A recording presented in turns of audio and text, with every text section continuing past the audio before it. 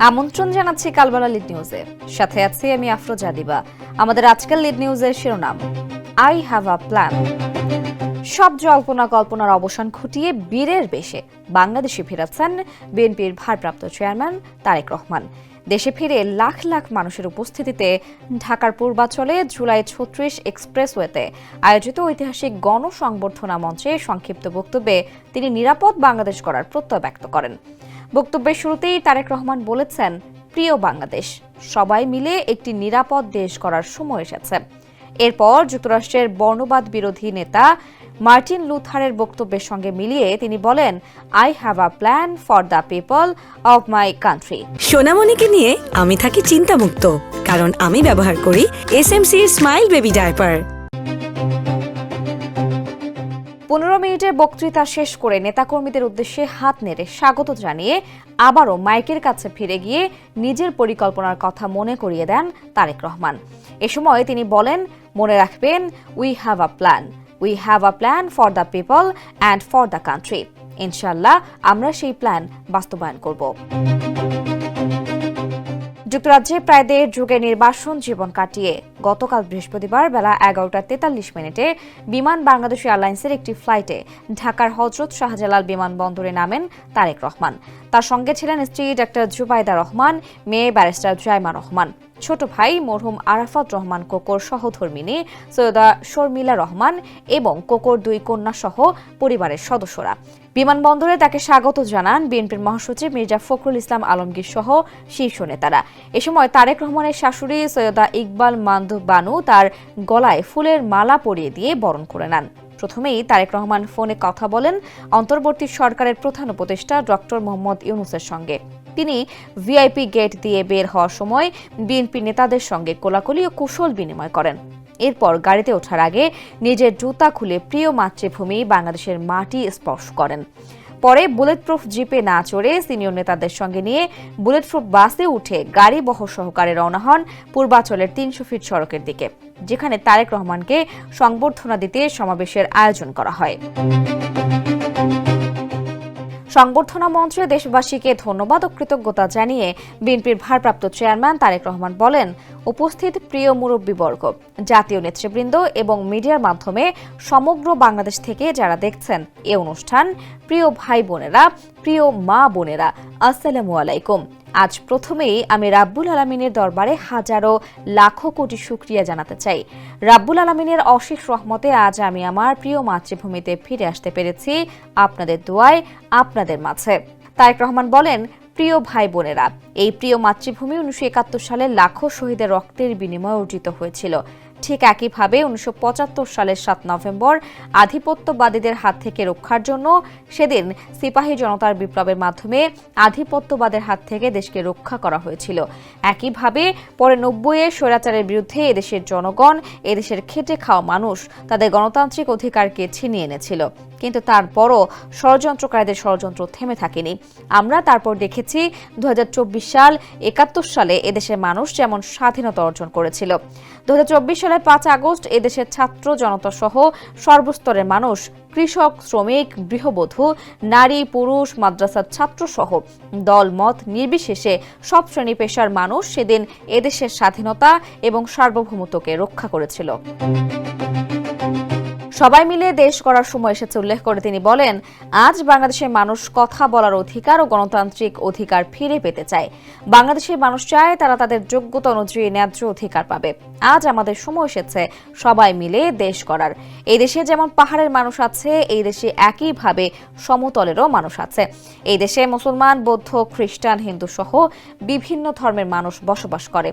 আমরা চাই সবাই মিলে এমন একটি বাংলাদেশ গড়ে তুলব, আমরা যে বাংলাদেশের স্বপ্ন দেখেছি একজন মা দেখেন, অর্থাৎ একটি নিরাপদ বাংলাদেশ আমরা গড়ে তুলতে চাই, যে বাংলাদেশে একজন নারী, একজন পুরুষ, একজন শিশু যেই হোক না কেন ঘর থেকে বের হয়ে নিরাপদে ইনশাআল্লাহ ঘরে আবার ফিরে আসতে পারে।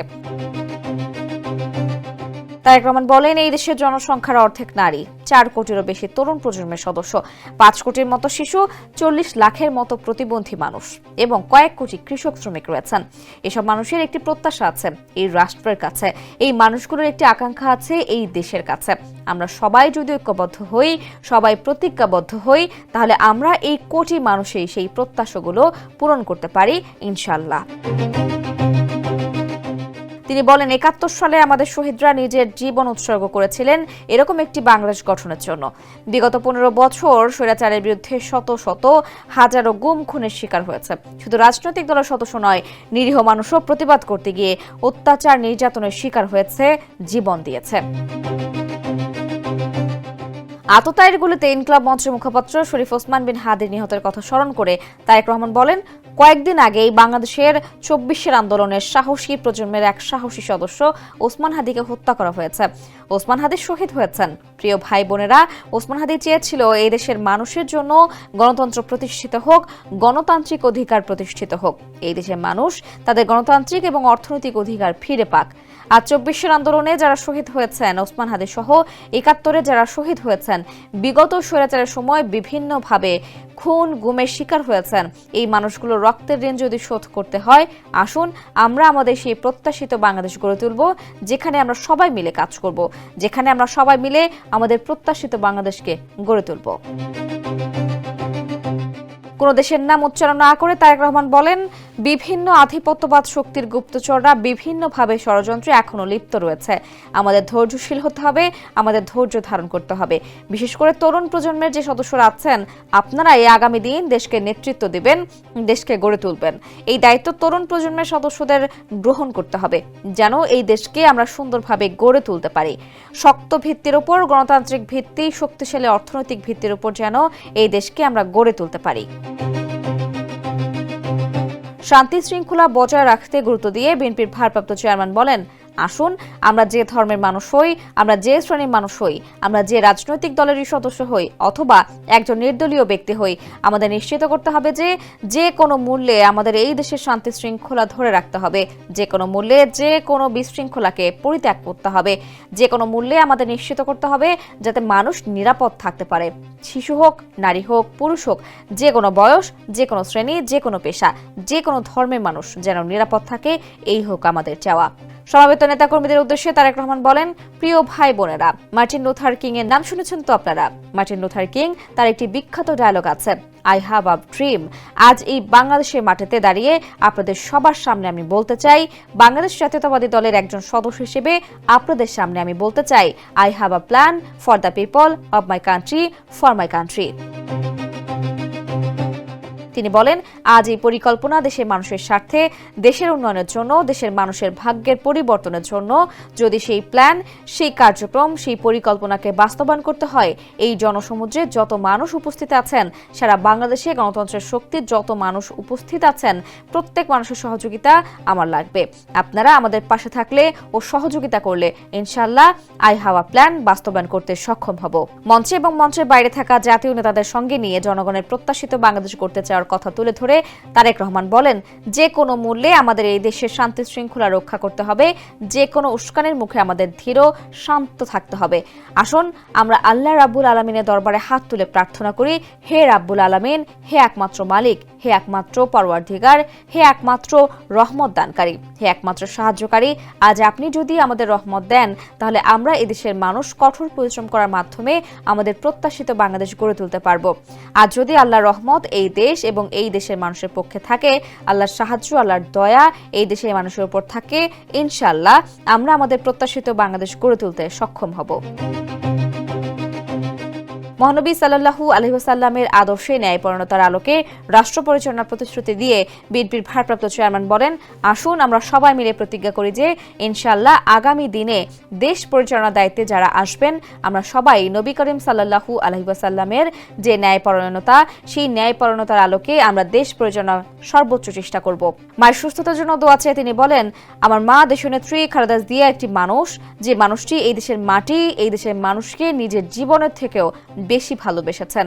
তার সঙ্গে কি হয়েছে আপনারা প্রত্যেকে সে সম্পর্কে অবগত আছেন। সন্তান হিসেবে আপনাদের কাছে আমি চাইবো আজ আল্লাহর দরবারে আপনারা দোয়া করবেন যেন আল্লাহ ওনাকে তৌফিক দেন, উনি যেন সুস্থ হতে পারেন।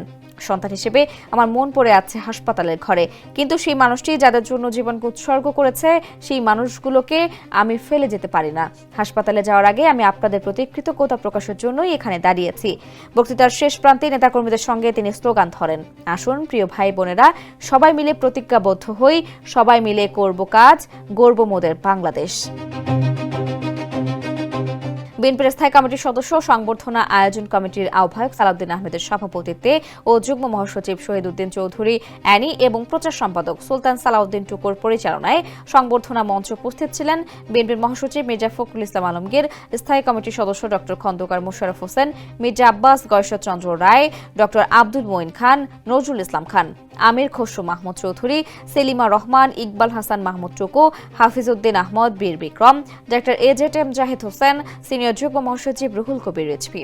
এছাড়া দীর্ঘদিন ধরে যুগপৎ আন্দোলনের সঙ্গীদের মধ্যে বিপ্লবী ওয়ার্কার্স পার্টির সাধারণ সম্পাদক সাইফুল হক, বাংলাদেশ জাতীয় পার্টি বিজেপির চেয়ারম্যান আন্দালিব রহমান পার্থ, গণসংহতি আন্দোলনের প্রধান সমন্বয়কারী জোনায়েদ সাকি, জাতীয় সমাজতান্ত্রিক দলের জেএসডির সিনিয়র সহসভাপতি তানিয়া রব, গণ অধিকার পরিষদের সভাপতি নুরুল হক নূর, এনডিএম এর চেয়ারম্যান ববি হাজ্জাজ, এনপিপির চেয়ারম্যান ফরিদুজ্জামান ফরহাদ, ঢাকা বিশ্ববিদ্যালয়ের রাষ্ট্রবিজ্ঞান বিভাগের সাবেক অধ্যাপক নুরুল আমিন ব্যাপারী, বাংলাদেশ কল্যাণ পার্টির শামসুদ্দিন পারভেজ প্রমুখ। সংবর্ধনা মঞ্চে স্বাগত বক্তব্য দেন বিএনপির মহাসচিব মির্জা ফখরুল ইসলাম আলমগীর। তারেক রহমানের দেশে ফেরা উপলক্ষে পবিত্র কোরআন তিলাওয়াত ও শুকরানা মোনাজাত পরিচালনা করেন ওলামা দলের সদস্য সচিব আবুল হোসেন।